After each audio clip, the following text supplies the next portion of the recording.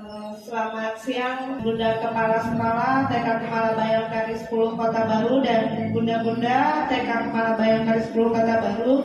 Alhamdulillah pada hari ini saya diberi kesempatan untuk menyampaikan hasil dari modul 1.4 tentang budaya positif. Sebelum saya penyampaian materi pada hari ini, dengan hormat kepada Bunda Erna untuk memberikan sambutan pada acara ini. Terima kasih.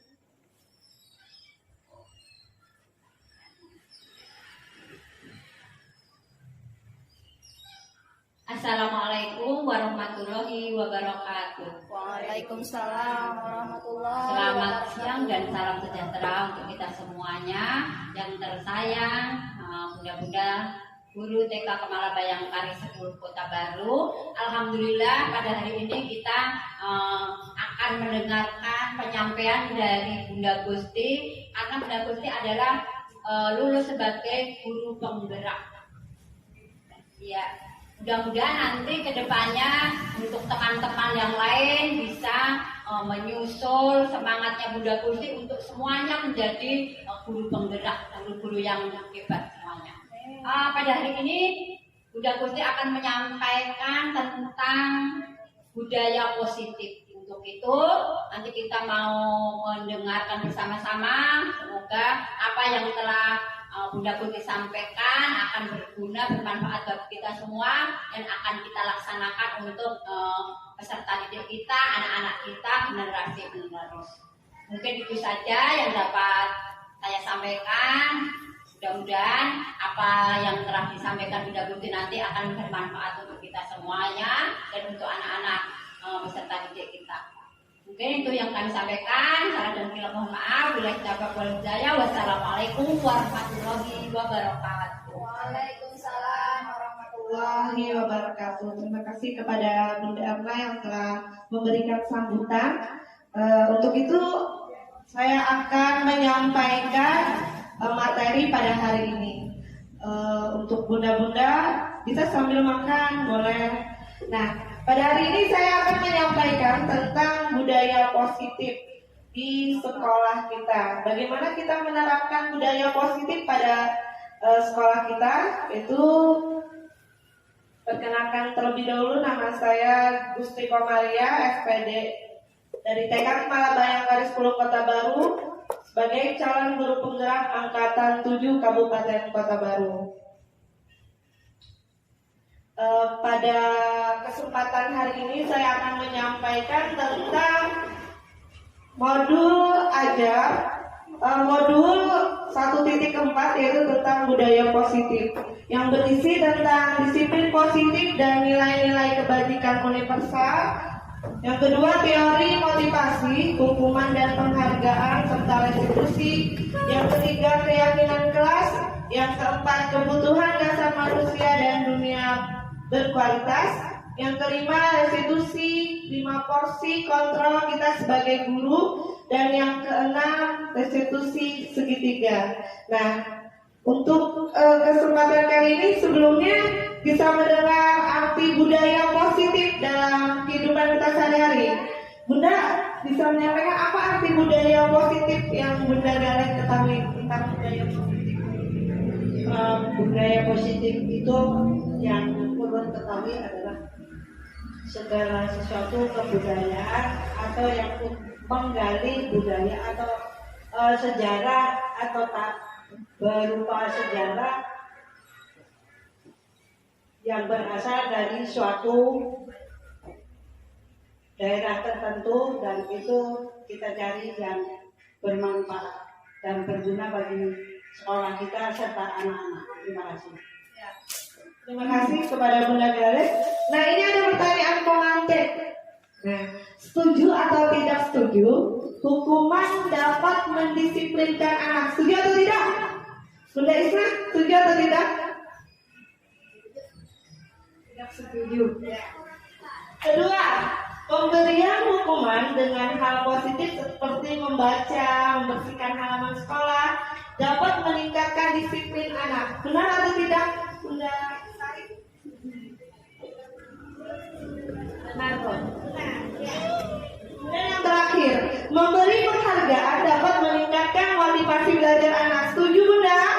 Setuju. Nah, nanti setelah kita mengikuti materi selanjutnya kita akan mendapatkan jawaban.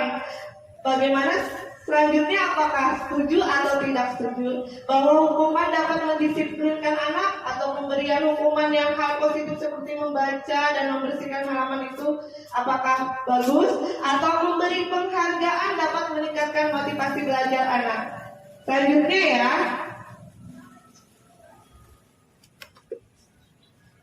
Nah, pada saat ini nanti akan saya jelaskan tentang budaya positif.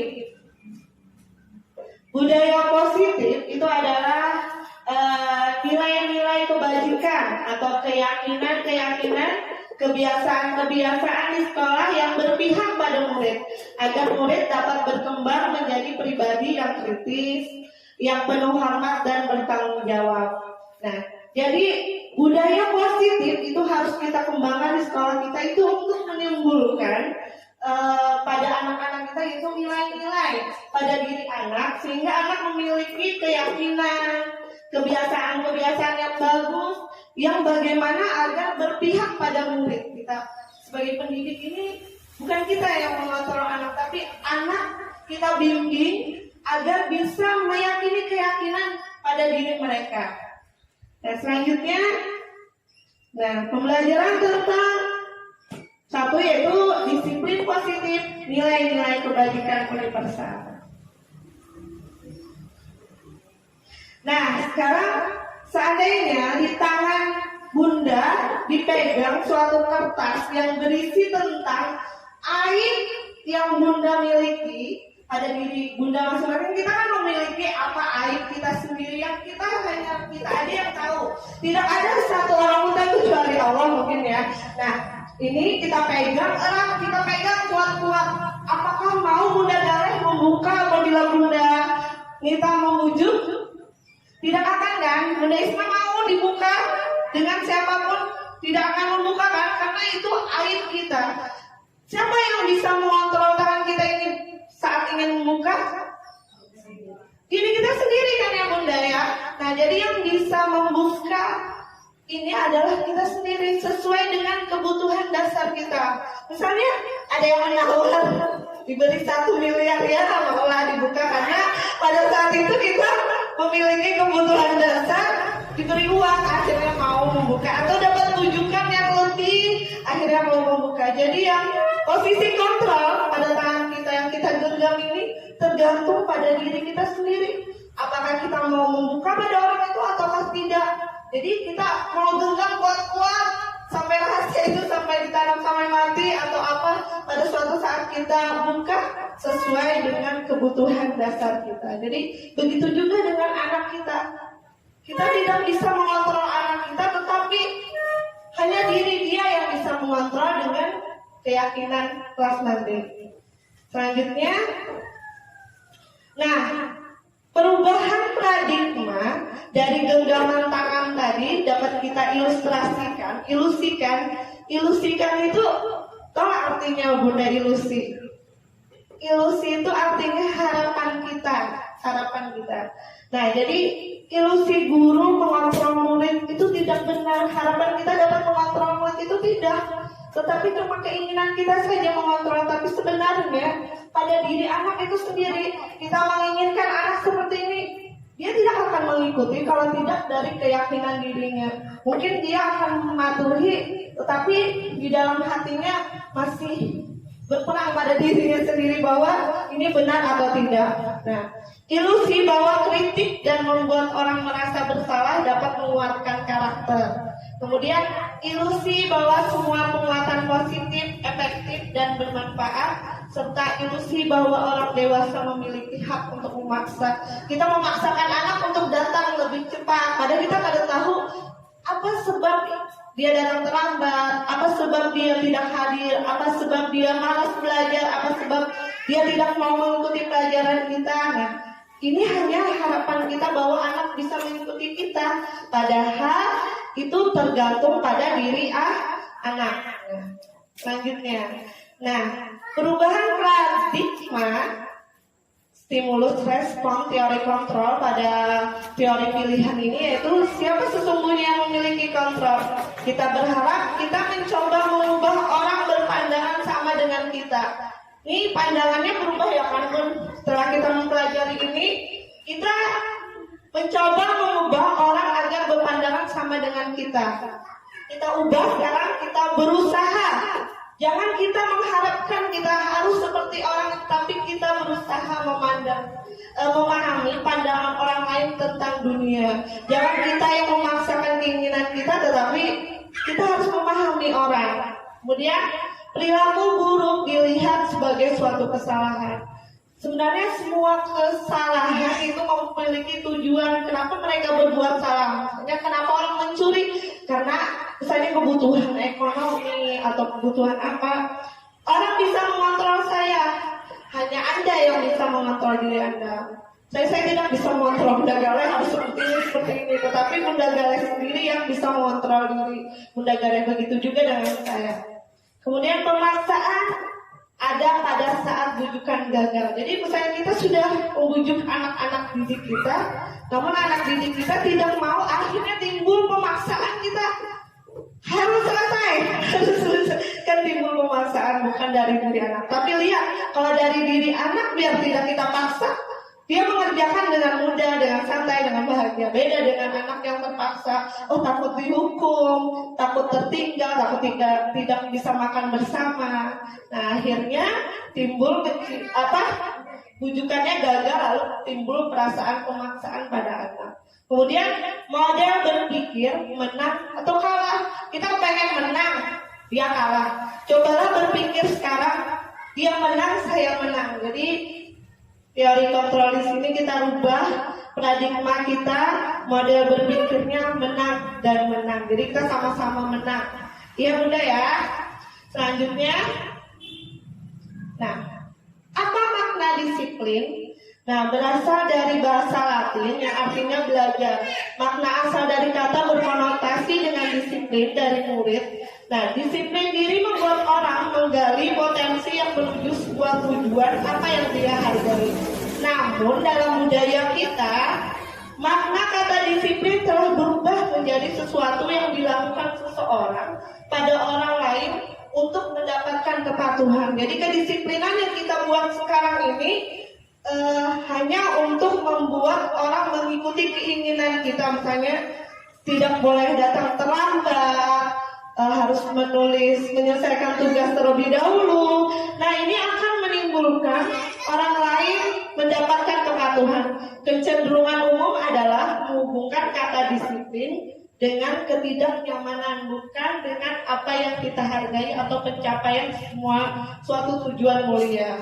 Jadi kedisiplinan ini malah menjadi beban bagi kita, bukan suatu keinginan dalam diri kita. Lanjut. Nah, nilai-nilai kebajikan yang kita dapat dari kedisiplinan, yaitu nilai-nilai kebajikan adalah sifat-sifat positif manusia yang merupakan tujuan mulia yang ingin dicapai setiap individu. Nilai-nilai tersebut bersifat universal dan lintas bahasa, suku, bangsa, agama maupun latar belakang. Nah, setiap perilaku manusia memiliki tujuan. Jadi setiap kita melakukan perbuatan, kita memiliki tujuan masing-masing. Nilai-nilai kebajikan yang dicapai oleh setiap anak dengan tujuan. Di sini kita nilai kebajikan yang ingin kita sampaikan kepada anak yaitu untuk ini, yaitu apa Bunda?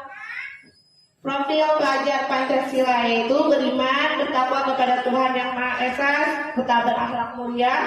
Kedua, mandiri, bernalar kritis, berkebinekaan global, bergotong royong, dan berkreatif. Nah, teori perilaku manusia. Nah, kita memiliki teori motivasi perilaku manusia untuk menghindari ketidaknyamanan atau hukuman apa yang akan terjadi apabila saya tidak melakukan sesuatu. Jadi kita, misalnya kedisiplinan ini, teorinya ada motivasinya kita masing-masing. Kenapa kita melakukan sesuatu, yaitu karena tidak nyaman atau menghindari hukuman. Nah, ini bukan bukan dari motivasi dari dalam diri kita, tetapi dari eksternal, dari luar, karena takut dihukum. Kedua, untuk mendapatkan imbalan dari orang lain. Kenapa kita berbuat sesuatu? Karena kita mengharapkan imbalan, mengharapkan pujian. Itu dari eksternal, bukan dari dalam diri kita. Kemudian yang terakhir, untuk menghargai diri kita sendiri. Saya akan menjadi orang yang seperti apa bila saya melakukan ini. Ini motivasi dalam diri kita. Misalnya kita ingin berbuat mau datangnya cepat, karena bukan karena kita kepengen dilihat lebih pagi atau apa, tapi dari diri kita. Kita mau dilihat anak kita lebih cepat atau apa. Ini namanya motivasi internal atau tujuan disiplin positif. Di sini disiplin positif. Nah, ini ada tindakan-tindakan yang akan kita bedakan antara hukuman atau konsekuensi atau yang akan kita dapatkan. Bisa ditulis masing-masing ya Bunda ya. Jawaban Bunda, hukuman atau konsekuensi.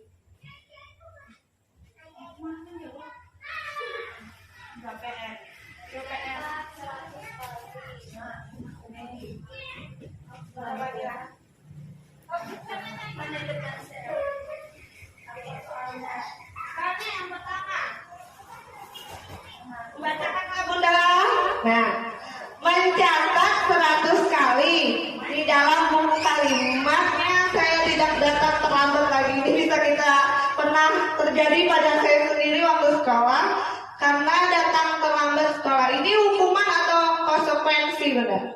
Tulis masing-masing. Hukuman atau konsekuensi. Memilih salah satu, Bunda. Hukuman atau konsekuensi.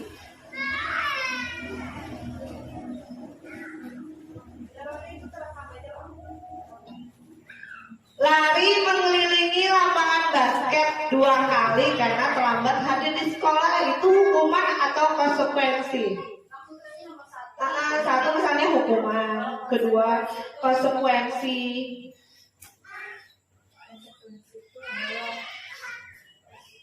Resiko. Iya. Sudah menjadi kepatuhan kita ya. Oke.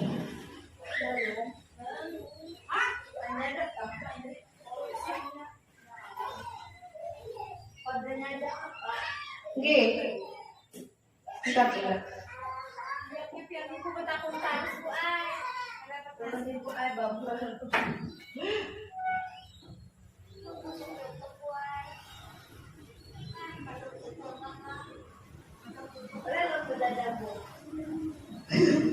Nah, ketiga, murid diminta untuk push up 15 kali karena tidak menggunakan masker ke sekolah.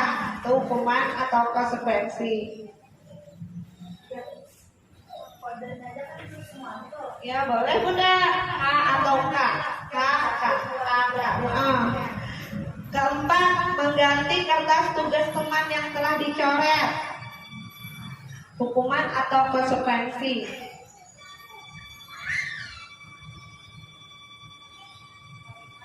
Kelima, membersihkan tumpahan air di meja tulis karena tersenggol pada saat belajar.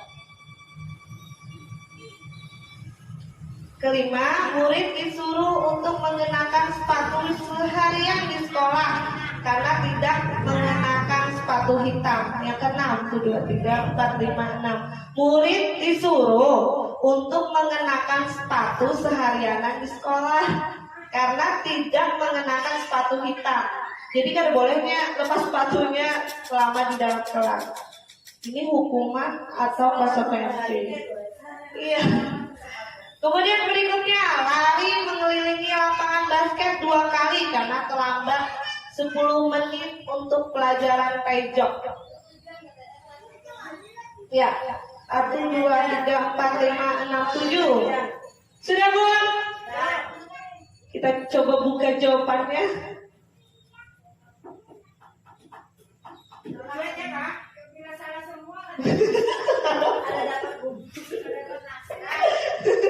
Lanjut. Nah, mencatat 100 kali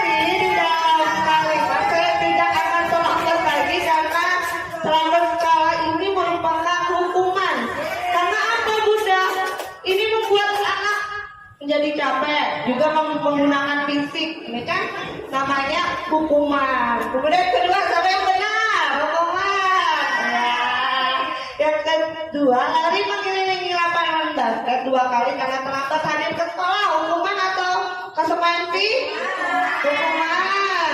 Murid diminta push up 15 kali karena tidak mengenakan masker sekolah. Hukuman. Ya, mengganti kertas teman yang telah dicoret-coret. Konsekuensi. Iya, karena dia telah mencoret kertas teman. Apa konsekuensinya? Harus mengganti. Itu bukan hukuman fisik, tapi harus mengganti karena dia telah mencoret kertas teman. Berapa ini? 2, 3, 4, 5. Membersihkan tumpahan air di meja tulis karena tersenggol pada saat belajar. Konsekuensi. Lagi yang terakhir, ini yang keenam, disuruh untuk mengenakan sepatu harian. Waduh, ini hukuman. Mudah. Kemudian lari mengelilingi lapangan basket 2 kali karena terlambat 10 menit. Ini konsekuensi karena guru olahraga memang kegiatannya lari kan Bu, tapi juga tidak terlalu banyak karena 2 kali karena terlambat 10 menit. Ini sudah konsekuensi pada saat mereka mungkin perjanjian dengan guru olahraganya. Siapa yang benar semua? Salah satu. Kita lanjut ya Bu.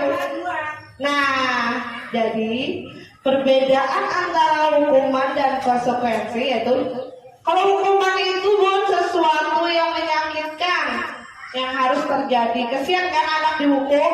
Kalau konsekuensi sesuatu yang harus terjadi. Baru hukuman membuat anak sakit hatinya, sakit fisiknya, itu namanya hukuman. Sedangkan ini juga membuat anak merasa tidak nyaman dalam jangka waktu pendek. Kalau hukuman anak dihukum itu jangka panjang, kalau ini jangka pendek. Kemudian anak membenci kedisiplinan karena hukuman itu jadi anak benci dengan kedisiplinan. Terus anak menghargai disiplin. Ini juga mendorong anak menyakiti dirinya sendiri. Karena apa? Dengan hukuman itu anak menjadi tersakiti.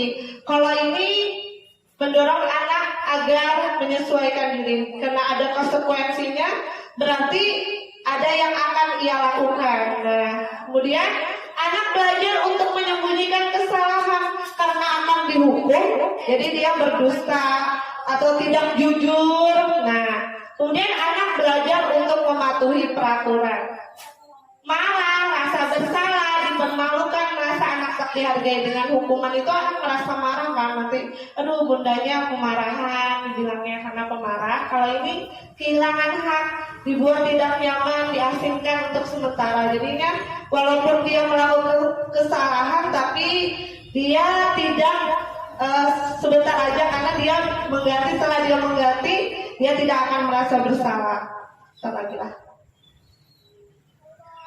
Nah, ada lagi pilihan satu untuk menjadikan anak lebih budaya positif yang bagus untuk anak kita. Tadi kan kita sudah mengenal hukuman, konsekuensi. Nah, yang terbaru yaitu restitusi. Apa restitusi?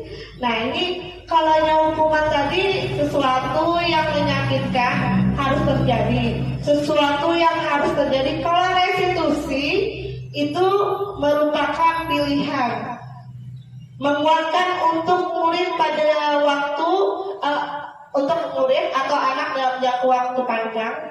Korban mendapatkan ganti. Restitusi ini Bunda, murid atau anak mendapatkan penguatan. Yang ketiga, keempat, masalah terpecahkan.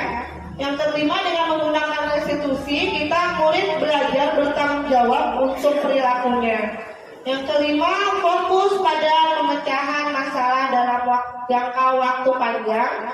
Apa yang kamu yakini? Jadi kita tanyakan kepada anak.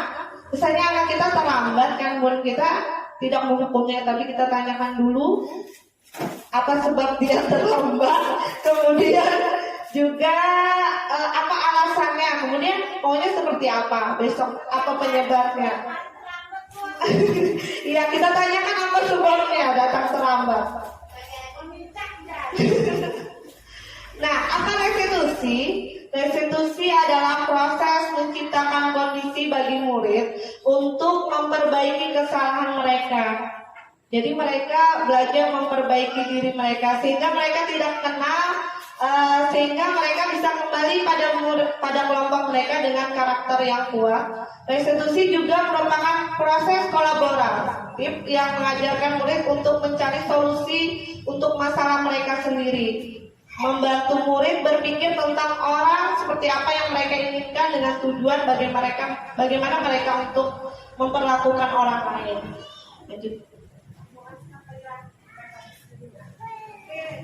Ciri-ciri restitusi Bunda ada 9. Pertama, bukan untuk menembus kesalahan, namun untuk belajar dari kesalahan. Kedua, memperbaiki hubungan.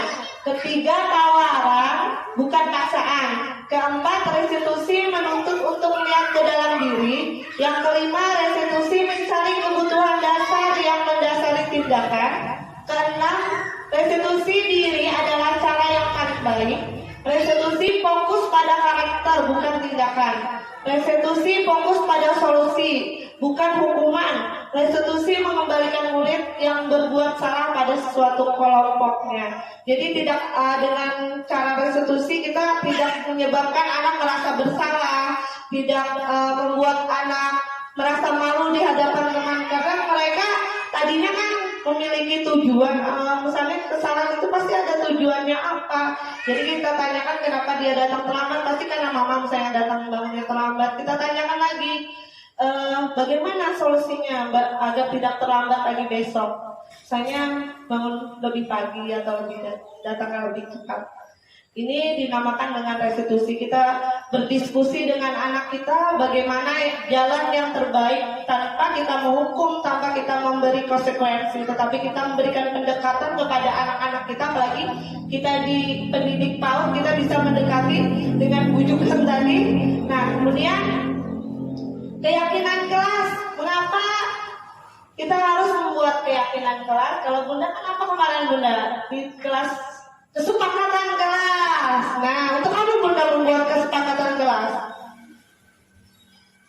Membuat kesepakatan kelas itu adalah untuk mama anak dibiasakan patuh dengan apa yang telah kita sepakati. Iya, benar. Kesepakatan kelas. Kesepakatan kelas, kenapa tidak peraturan saja? Lebih enak mana Bunda, peraturan atau kesepakatan kelas atau keyakinan kelas? Iya, sama dengan keyakinan kelas. Misalnya ini, mengapa kita memiliki peraturan harus menggunakan helm bila mengendarai kendaraan roda 2? Kenapa Bunda? Untuk keselamatan diri kita, nilainya di situ, keyakinannya yaitu supaya selamat ya loh Bunda. Nah, mengapa kita memiliki peraturan 3M menggunakan masker, mencuci tangan dan menjaga jarak supaya sehat? Kemudian mengapa kita memiliki peraturan harus datang tepat waktu pada saat mengikuti pelatihan agar meningkatkan kedisiplinan pada diri kita. Lanjut, untuk mendukung motivasi intrinsik kembali ke nilai-nilai keyakinan lebih menggerakkan seseorang dibandingkan mengikuti serangkaian peraturan. Kalau keyakinan kelas ini kan dibuat bersama-sama, kalau peraturan dibuat oleh gurunya, jadi nantinya akan terasa terbebani kalau melaksanakan. Tapi kalau yang keyakinan kelas itu sudah disetujuinya, dia yang membuat, otomatis dia tahu konsekuensi yang akan dia dapatkan. Skip lagi beneran. Nah, ada pertanyaan, peraturan atau keyakinan kelas? Selalu kembalikan buku ke tempatnya, itu merupakan tanggung jawab, ya kan Bunda? Nah tanggung jawab. Dilarang mengganggu orang lain, ini nilai menghormati orang lain. Hadir di sekolah 15 menit sebelum pelajaran dimulai, ini menghormati orang lain atau komitmen. Kemudian lagi, dilarang masuk ke melakukan kekerasan, bergantian atau menunggu giliran, itu menghormati orang lain dengan kesabaran. Menggunakan masker untuk apa? Kesehatan. Jangan berlari di koridor untuk keselamatan. Coki, kenapa jatuh? Karena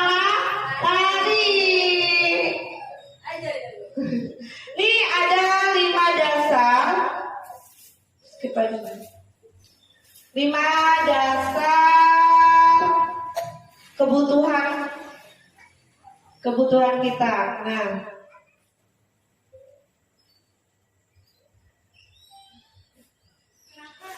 Nah, 5 dasar kebutuhan kita yaitu pertama cinta dan kasih sayang.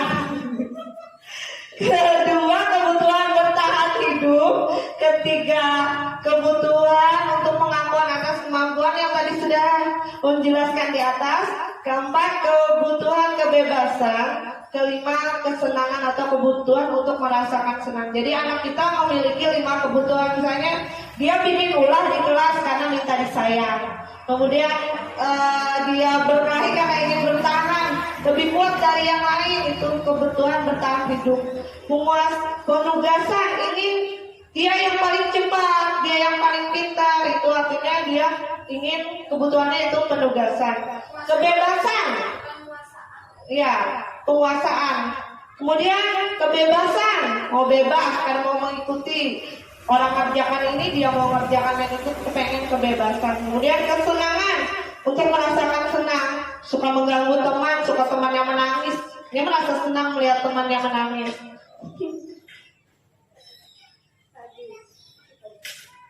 Posisi kontrol kita sebagai guru ini ada 1, 2, 3, 4, 5. Ada 5 nih. Kita sebagai diri kita sebagai guru, kita memiliki 5 posisi kontrol pada diri kita. Apakah kita penghukum? Apakah kita membuat orang merasa bersalah? Atau sebagai teman? Atau sebagai pemantau? Atau sebagai manajer? Ayo kita baca sama-sama ya Bunda ya. Nah, guru berbuat sebagai penghukum itu contohnya. Pendidik yang seperti apa? Menghardik, menunjuk-nunjuk, menyakiti, menyindir. Itu berarti guru penghukum. Kalau membuat merasa bersalah, menceramahi, mengatai, mengkritik, ibu kecewa, kayak gitu kata-katanya kan itu namanya pembuat orang merasa bersalah. Misalnya, aduh, Bunda capek banget sudah, tapi anak Bunda kan memperhatikan ya. Nah, itu merasanya, aduh, kasihannya Bunda, akhirnya duduk-dudukan. Padahalnya merasa bersalah kepada diri kita, itu guru pembuat orang merasa bersalah. Kemudian sebagai teman, aduh, nih membuat alasan-alasan untuk muridnya kan, pada terlambat, kayak gitulah. Nah, bujuk-bujuk, itu sebagai teman, murid dianggapnya sebagai teman. Kemudian pemantau, dilihatkan aja apakah terlambat, catat. Hari ini terlambat si A sekali. Hari ini si Payah pintar, catat sekali. Dapat menghitung dan mengukur, itu namanya guru pemantau. Nah, kita kepengennya menjadi guru manajer, mengajukan pertanyaan-pertanyaan. Kenapa ini terlambat? Kenapa jadi malas? Kenapa? Nah, ini adalah sebagai guru manajer. Ini yang kita harapkan. Kita menjadi manajer, karena dengan manajer kita dapat menghargai diri kita sendiri. Kemudian guru berkata, kalaunya penghukum itu, kalau kamu tidak melakukannya, awas ya, rasakan nanti kan boleh Bunda istirahatkan ya. Hasilnya memberontak, anak menyalahkan orang lain, terus berbohong. Nah, kemudian kaitannya dengan dunia berkualitas, Bunda, dunia berkualitas itu apa? Dunia berkualitas itu adalah dunia di mana kita menginginkan orang itu, kita berada bersama orang-orang yang kita cintai, kita sayangi. Itu dunia berkualitas. Kita kepengen di tempat kerja kita ini bersama dengan orang-orang yang kita sayangi, kita cintai. Itu namanya sudah dunia berkualitas. Dunia kita berkualitas. Kalau murid meletakkan gurunya di luar dunia berkualitas, dan masukannya kita ke dalam dunianya karena dianggapnya musuh, kita menghukum terus.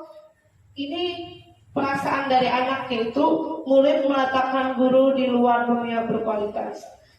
Nah, muridnya berkata, biar aja, nanti juga marah-marah lagi ya. Dampaknya mengulang kesalahan lagi. Nah, sebagai pembuat bersalah tadi kan menceramahi, kamu seharusnya kamu sudah tahu, ibu lelah sekali mengatakan ini, ibu stres, benar ya, menabur yang terus, terlambat harus sikap aja apa yang terlambat. Nah, kebanyakan seperti ini, merasa bersalah, menyembunyikan, akhirnya merasa bersalah. Kadang nyawanan guru, mama yang terlambat, adanya yang mau kesiangan, akhirnya anak berbohong. Murid meletakkan guru di dalam dunia berkualitas dari masukannya, tapi karena ia merasa kasihan sama kita. Nah, maafkan saya bunda, merasa rendah diri. Jadi anaknya merasa rendah kan. Nah, kalau sebagai teman, akhirnya ayo lakukan demi ibu. Masa kamu tidak mau? Ingatkah? Bunda bantu gambar, bunda bantu menulis. Nah, akhirnya ketergantungan anak kita bantu terus. Murid meletakkan guru sebagai orang yang sangat penting bagi dirinya, karena kalau ada bunda, ada yang mengawani menulis, ada yang mengawaninya membaca atau apa. Nah, ini akhirnya anak memasukkan kita ke dalam dunianya. Kemudian saya berpikir bapak ibu teman saya ternyata begitu. Kalau kita sudah memarahi lawan anak, akhirnya ini beranggapan, wah anak lagi sih lawan bunda ya. Ini kalau sebagai teman kita, akhirnya kita dijauhinya dua kalau kita sudah marah-marah, lemah, tidak mandiri, lalu tergantung pada kita. Kalau sebagai pemantau, anak lalu menyesuaikan diri menada kita baik-baik. Kalau menada kita berbuat salah, mulai meletakkan guru sebagai peraturan hukuman di dunia kualitasnya. Jadi kita dianggapnya sebagai penghukum bagi dirinya. Berapa banyak bintang hari ini? Nah, ini yang diperolehnya. Menitik beratkan pada sanksi dan hadiah. Nah, bagaimana dengan manajer? Kalau anak kita tanyakan apa yang menjadi keyakinan kelas kita, kenapa jadi terlambat? Apa keyakinan kelas kita? Apa yang bisa dikerjakan untuk memperbaiki masalah ini? Kita bertanya, misalnya anak berkelahi, apa permasalahannya? Jadi anak berpikir, misalnya makanan dibagi dua atau apa. Jadi menimbulkan keyakinan kelas pada anak. Nah, keyakinan, kepikirannya, nah apa yang harus dikerjakan untuk memperbaiki masalah ini? Mereka juga yang membuat masalah, mereka juga yang menentukan apa hukumannya, mereka juga yang akan memecahkan masalah mereka.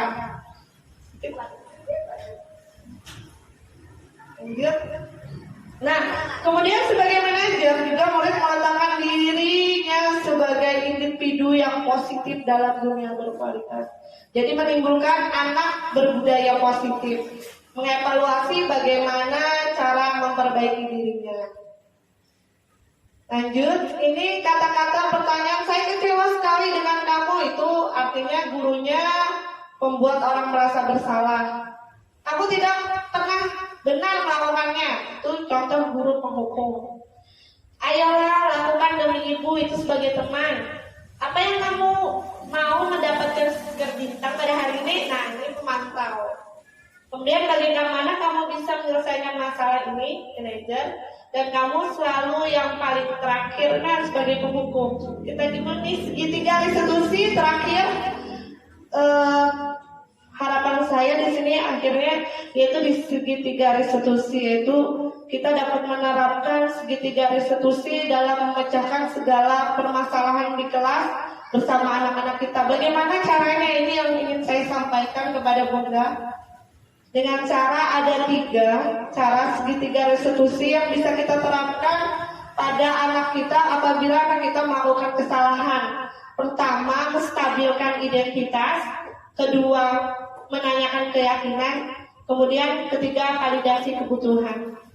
Maksudnya di sini bunda, misalnya anak kita terlambat, kita menstabilkan dulu perasaan dia. Jangan kita langsung hukum, langsung apa, kita tanyakan. Seperti orang pasti pernah melakukan kayak gini kan, kalau sudah datang terlambat, setiap orang pasti pernah melakukan kesalahan. Bunda juga pernah melakukan kesalahan dengan datang terlambat, dengan tidak mengerjakan tugas. Tapi bagaimana keyakinannya? Kita tanyakan keyakinannya, apa yang kamu ingin jadikan, apa yang ingin kamu lakukan setelah ini agar tidak mengulang kesalahan kita. Kita tanyakan apa, bagaimana nilai-nilainya. Kemudian kamu tentu punya alasan. Alasannya apa kan? Terus untuk memperbaikinya apa? Dengan keyakinannya. Jadi dengan menggunakan segitiga restitusi. Nah, mungkin di sini dulu penyampaian dari saya. Mungkin ada yang ingin bertanya atau apa? Bunda Roda, penyampaian setelah mendapatkan masukan atau pembelajaran tentang materi modul 1.4 yaitu budaya positif. Bagaimana tanggapan Bunda Rodahnya? Dipersilakan Bunda.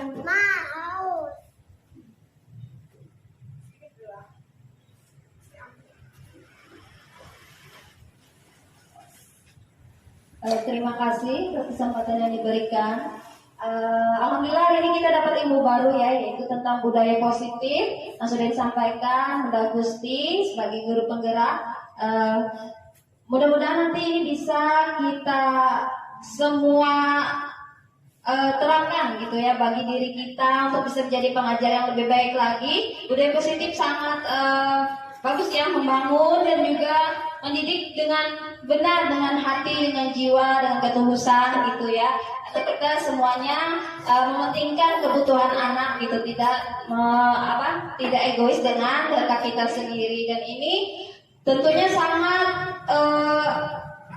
berguna dan tentunya sangat lebih cepat untuk bisa kita mencapai tujuan kita terhadap anak gitu. Kalau kita mau pintar anak kita mau berakhlak yang baik, ya tentunya kita juga harus mempunyai akhlak yang baik kepada anak-anak kita. Dan ini adalah salah satu cara ya, dan banyak juga yang kita bisa dapatkan pada hari ini.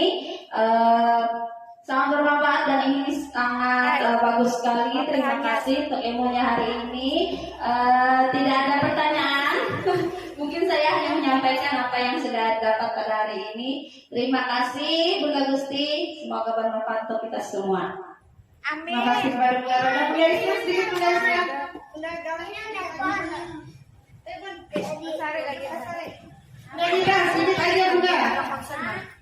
Sedikit aja Bunda.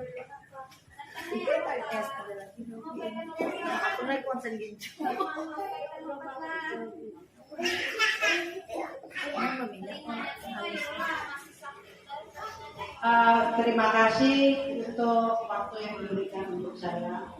Saya cuma mau bertanya. Ada anak yang selalu yang terbaik bagi kita untuk mendisiplinkan anak itu, apakah memberikan hukuman ataukah konsekuensi bagi anak. Dan juga itu kan tidak itu juga kan harus bekerja sama juga dengan orang tua. Kita tidak bisa untuk ini anak terus yang kita salahkan. Kita kan harus perlu juga bahan apa yang kita minta dari orang tua, menggali kenapa anak ini terlambat, kenapa anak ini lambat mengerjakan tugas atau dan lain sebagainya dan lain sebagainya. Terima kasih. Terima kasih kepada Bunda yang telah memberi pertanyaan sedikit. Nah, tadi kita ada 3 yaitu berupa hukuman, konsekuensi, dan restitusi. Jadi kita pilih yang sebaiknya yaitu restitusi, yaitu dengan cara pertanyaan-pertanyaan menanyakan terlebih dahulu, terus dengan menggunakan segitiga restitusi tadi Bunda, dengan cara menstabilkan, dengan cara menanyakan keyakinan dan nilai-nilai kebajikan yang ada. Mungkin itu ya Bunda ya, tentunya harus kerjasama dengan orang tua. Mungkin itu yang dapat saya sampaikan, mudah-mudahan bermanfaat, dapat diterapkan dalam di sekolah kita, tentunya di TK Kemala Bayangkari 10 Kota Baru. Salah hilap, masih belajar, banyak belajar, dan bersama-sama belajar di sini. Semoga memberi pencerahan sedikit bagi kita agar bisa lebih baik ke depannya. Saya akhiri dengan Assalamualaikum warahmatullahi wabarakatuh. Waalaikumsalam.